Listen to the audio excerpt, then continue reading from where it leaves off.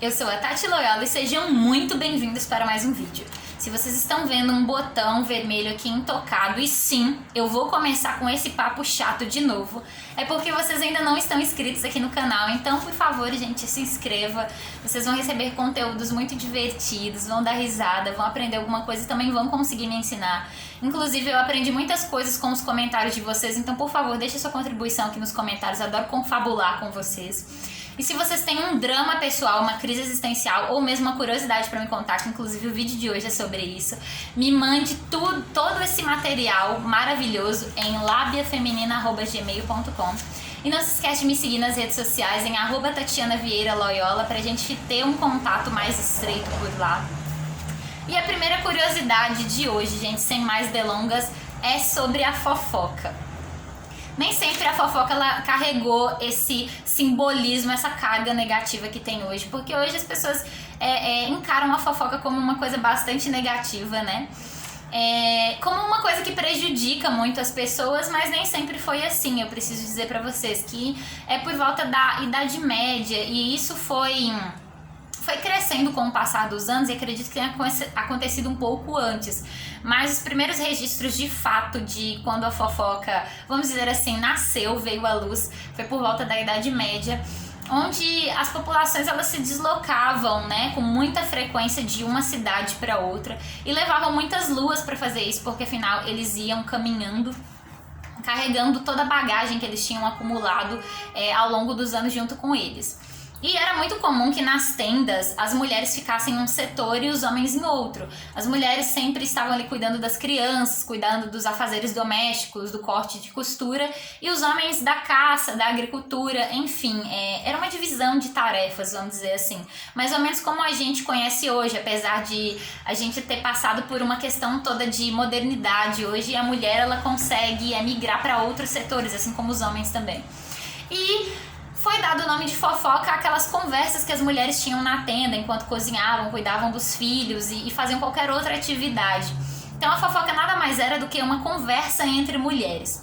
Ela foi tomando esse tom negativo com o passar dos anos, porque as cidades foram se moldando, foram crescendo e a fofoca ela começou a ser atribuída novamente às mulheres, mas com uma carga negativa. Era aquela conversa de beira de esquina, de porta a porta, de janela a janela, já que as casas eram bastante próximas, já que as pessoas eram bastante próximas naquela época.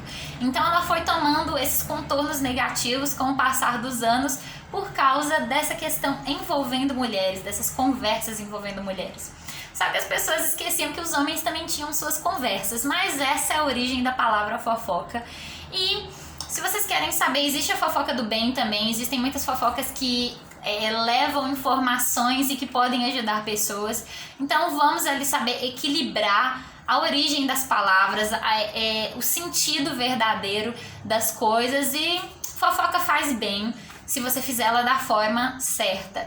E também, gente, vamos parar pra pensar numa coisa. Conversar sobre a vida dos outros não é uma coisa tão ruim, como eu tô dizendo. Se você faz de uma forma que vá prejudicar alguém, eu compreendo. Deve ter mesmo esse contorno negativo. Mas nem sempre ela é uma coisa ruim. Então tá aí pra vocês a origem da palavra fofoca. A segunda coisa, a cárie. Vocês sabem o que de fato é uma cárie, gente? Nada mais é do que o xixi da bactéria. Quando a gente se alimenta e ficam aqueles restinhos de comida, lá estão as bactérias prontas, né, ao redor da gente em todo o tempo. Não só ao redor, mas como dentro do nosso organismo. A bactéria ela se alimenta e assim como nós, ela produz os seus dejetos. Um dos dejetos, o xixi, provoca a cárie. O xixi ele se torna tão ácido a partir do metabolismo da bactéria que acaba corroendo os dentes e se torna o que nós conhecemos por cárie. Inclusive, gente, falando sobre bactérias, eu tenho mais uma curiosidade para vocês. Muitas pessoas acham que a decomposição após a morte, ela acontece pela ação das bactérias ao nosso redor e pela ação das baratas. E não é bem assim, não. A decomposição ela ocorre de dentro para fora, das bactérias do nosso próprio organismo que são encarregadas de iniciar, né, dar esse pontapé inicial à decomposição após a morte. Mais uma, gente, o mel. Vocês sabem o que de fato é o mel, gente? Nada mais é do que o vômito das abelhas. Sim. as abelhas se alimentam e o processo de digestão delas produz o mel. Então, quando elas regurgitam, produzem essa maravilha que a gente tanto gosta, que é tão docinha. Então, mel é vômito de abelhas. Se vocês souberem, gente, mais informações ou correções dessas informações que eu tô trazendo aqui, por favor, não se esquece de deixar nos comentários, tá bem? Mais uma, gente, passaporte versus religião. Essa não é amplamente discutida pelo seguinte, gente.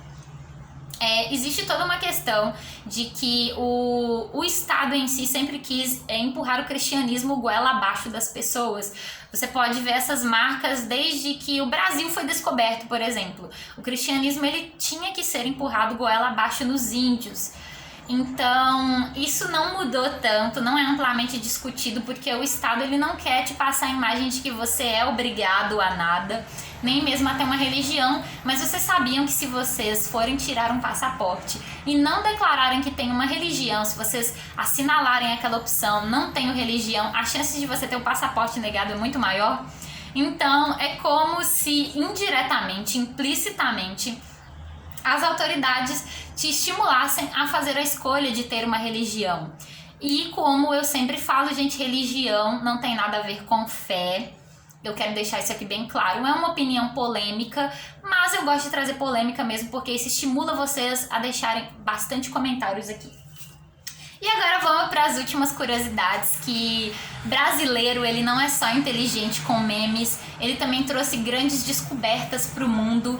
E inclusive essas que eu trouxe aqui, gente, essas invenções brasileiras, são usadas realmente em todo o mundo. Elas revolucionaram de certa forma, foram pequenas revoluções que ajudaram com que a gente tivesse mais praticidade no nosso dia a dia e que poucas pessoas sabem que são brasileiras. A primeira é o Bina, gente. O Bina, para quem não sabe, né, a gente conhece muito como o identificador de chamadas hoje. Todos os celulares têm essa ferramenta, mas nem sempre foi assim.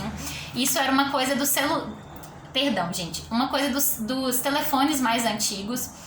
E foi uma coisa que revolucionou, porque um dos telefones podia identificar o outro e vice-versa. E o Bina significa número B, identifica número A. B identifica número A.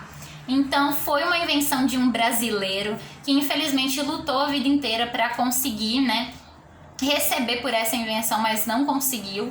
E é uma coisa que é usada no mundo todo, que revolucionou, e hoje a gente consegue identificar quem tá ligando pra gente, né? E fica muito mais fácil caso você queira evitar aquela chamada, né?